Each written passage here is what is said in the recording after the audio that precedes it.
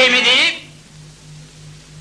ఈ మాలిని చూచినప్పటి నుండి నా హృదయం అకారణముగా దుఃఖ సంకులం ఒకటయి కాక,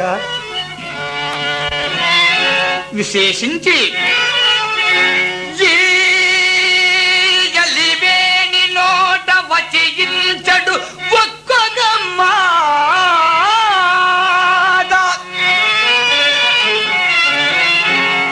ఈ ఎలివేని నోట వచించడు ఒక్కొక్క మాట.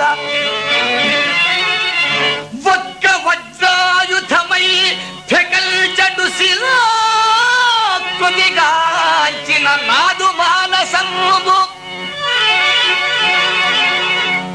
యమ మాట పొందికయు